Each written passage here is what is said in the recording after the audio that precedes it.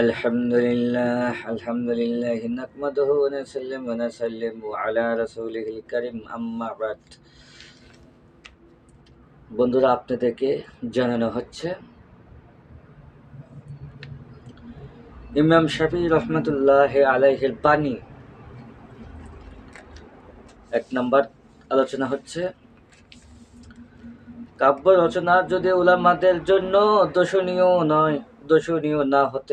না হতো কাব্য রচনা যদি উলামাদের জন্য দোষণীয় না হতো, তবে আমি এ জামানায় লবিদ বিন রবিয়া হলেও শ্রেষ্ঠ কবি হতাম। ২য় নম্বর আলোচনা হচ্ছে আমি কাব্য রচনা, সাহিত্য এবং ভাষা দিনের সহায়ক হিসাবে অর্জন করেছি। ইমাম সাহেবের জ্ঞানের বাণীতে আরবি সাহিত্য এবং রচনার স্বাদ পাওয়া যায়। সেগুলো তো জ্ঞান এবং বুদ্ধির সাথে সাথে ভাষা অলঙ্কারের চাষনি রয়েছে। একদিন তাকে জিজ্ঞাসা করা হলো, বলুন কি অবস্থা? তিনি উত্তর দিলেন, তার অবস্থা কেমন হবে যার কাছে আল্লাহ তাআলার কোরআনের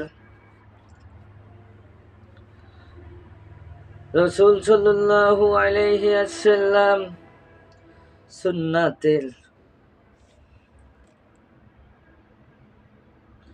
সুন্নাতের শয়তান গুনাহগারের ও জামানার বিপদ আপদের নফস আপন খায়েশের পরিবার পরিজন অন্য এবং মালাকুল মউত রূহ কবজ করার দাবি জানাচ্ছে।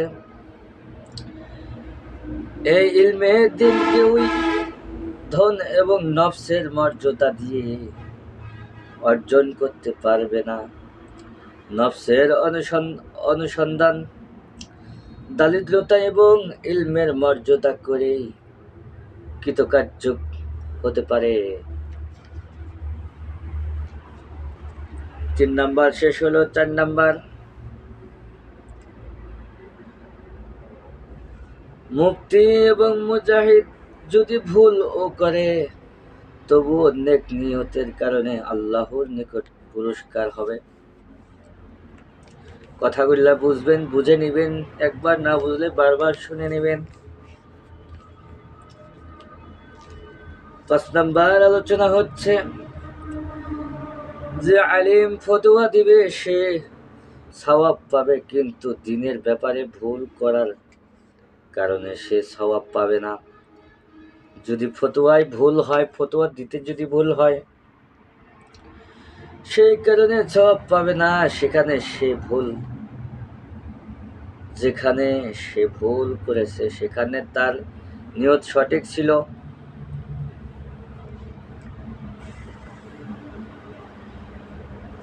৬ নাম্বার, মানুষের স্বভাব জমিন রূপ এবং ইলম জীব স্বরূপ তলব অন্বেষণ দ্বারা ইলম অর্জিত হয়। স্বভাব উপকৃত হলে ইলমের শস্য প্রপুষ্টিত হবে এবং তার অর্থ এবং মর্ম শাখা ছড়াবে। ৭ নম্বর আলোচনা হলো উত্তম দলিল সেটাই যার অর্থ নষ্ট হয়, যার মূল দৃঢ় এবং মজবুত হয় এবং যা শুনে শ্রোতার অন্তর আনন্দিত হয়।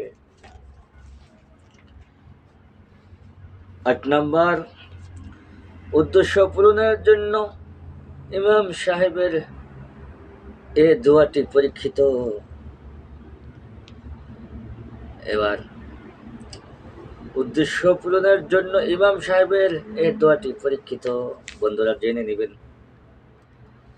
আল্লাহুম্মা ইয়া লাতিফু আসওয়ালু কাল্লাতিফা ফিমা জারাত বিহিল মাকাতিরু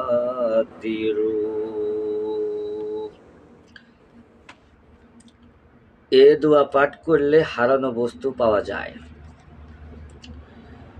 এ ব্যাপারে এ ব্যাপারে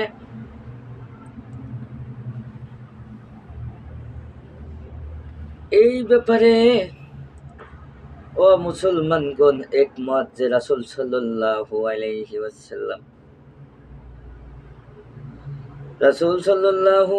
ওয়াসাল্লামের হাদিস কারো মন্তব্যর খাতিরে কখনো পরিত্যাগ করা যাবে না, কারো মন্তব্যের খাতিরে পরিত্যাগ করা যাবে না। তবে সনদ মতন জাল হলে ভিন্ন কথা, কিন্তু এটা সঠিক সনদে এই দোয়াটা আছে। ও বন্ধুরা, এই দোয়াটার কারণে হারানোর জিনিস, হারানো মানুষ খুঁজে পাওয়া যাবে। সেই মানুষ বেঁচে আছে না মরে গেছে তাও জানা যাবে। যদিও হারিয়ে যা থাকে, এই দোয়ার কারণে হারানোর জিনিসটাও আপনি পেয়ে যাবেন। জোর দিতে বাধ্য হবে। চুরি হয়ে গেছে সেই জিনিসও আপনি পেয়ে যাবেন। আপনার নাকের দুল বা স্বর্ণ মুদ্রা কোথায় আছে আপনি জানতে পারবেন যদি আপনি খালেস নিয়তে দোয়াটা পাঠ করতে পারেন। যদি আপনি আমলদারি হন,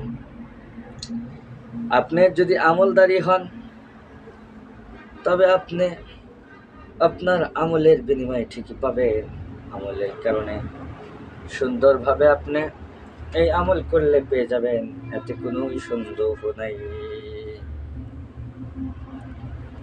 কারণ আমলকারী হতে হবে, আমলকারীর মতোই সঠিক আমল করতে হবে, পরহেজগার হতে হবে, মুত্তাকিন হতে হবে, দিনদার হতে হবে, সলেহীন হতে হবে।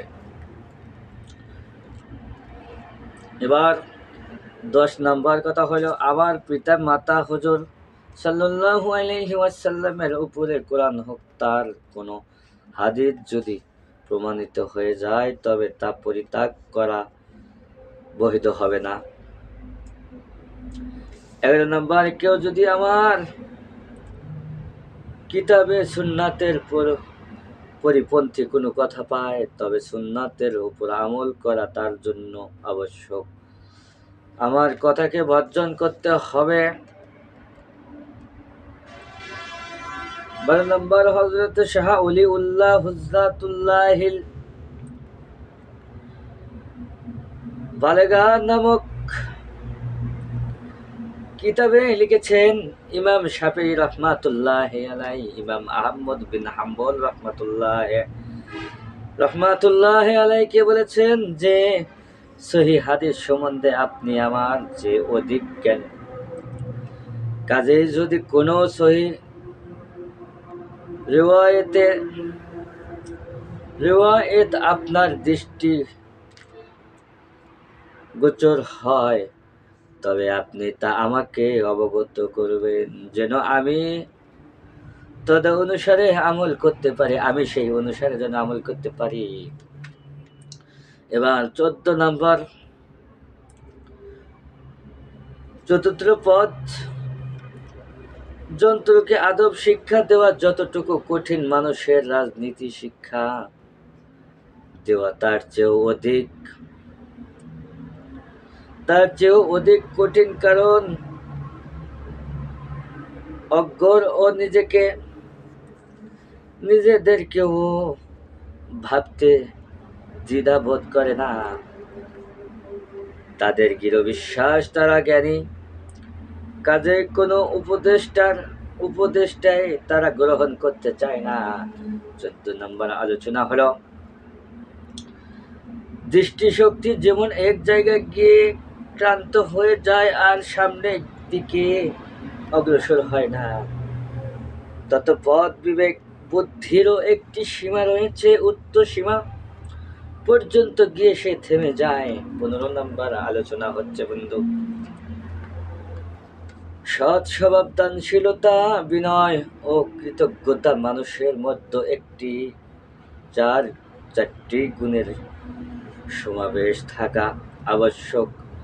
এগুলির সমাবেশ থাকলে মানুষ পরিপূর্ণ মনুষ্যত্ব লাভ করতে পারে। সেটা যদি আমার মধ্যে থাকে আমি পারবো, যদি না থাকে আমার কথায় কেউ হেদায়ত হবে না। বন্ধুরা, আমি শেখ সুদুল আল কাদেরী তরিকায় কাদেরিয়া। এবার 16 নম্বর আলোচনা শোনেন। যার যতটুকু সম্মান প্রাপ্য, আমি যদি তাকে এর চেয়ে অধিক সম্মান প্রদর্শন করি, তবে তার দৃষ্টিতে আমি ততটুকুই সেই প্রতিপূর্ণ হব। কারণ আপনি যাদের সাথে চলেন, যতটুকু যাকে প্রাপ্ত ততটুকু দিয়ে যাবেন। বেশি বাড়াবাড়ি নেওয়ারও চেষ্টা করবেন না, সম্মান দেওয়ারও চেষ্টা করবেন না। কিন্তু এটা নিয়ে বুঝেন না যে তাহলে আমার নবীর সম্মানও এইরকম না। আমার নবীর সম্মানের কোনো তুলনাই হয় না। আল্লাহ যাকে তুলনা দিয়েছে, যাকে সম্মান দিয়েছে, তার সম্মান কমান হচ্ছে ওয়াহাবিদের চরিত্র, আমাদের চরিত্র না। আমরা সুন্নিয়তকে ভালোবাসি, রাসূল সাল্লাল্লাহু আলাইহি সাল্লামের সুন্নত হিসেবে তার সম্মান কখনো কমাবো না। কারণ আমার আল্লাহ কমায়নি, বাড়িয়ে দিয়েছে। আমরা সেই নবীর উম্মত, আমরাও বাড়াবো। এটা মানুষের ভিতরে হয় কমানো বাড়ানো, কিন্তু নবীদের ক্ষেত্রে কোনো নবীদের জন্য কেউ কমাতে পারবেন না। 17 নম্বর আলোচনা।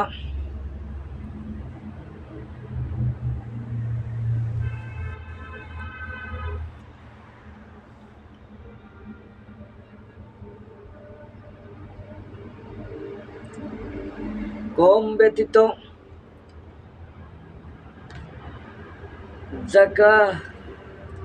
গম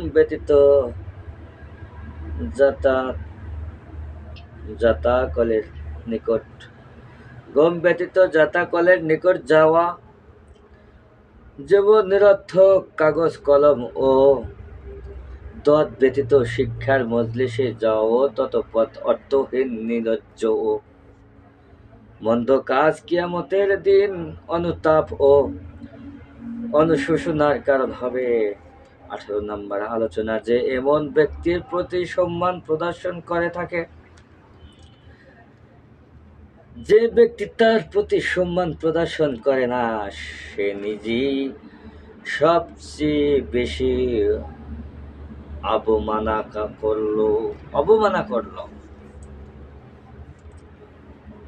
এবার 19 নাম্বার।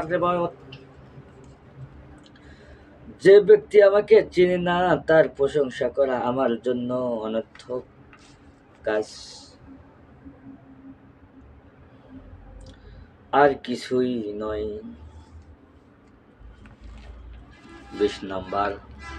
হালাল জীবিকা অর্জন, পরহেজগারি বা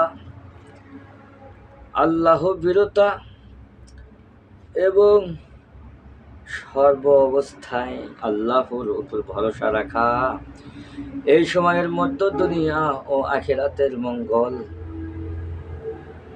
নিহিত রয়েছে। 21 নাম্বার পর্ব।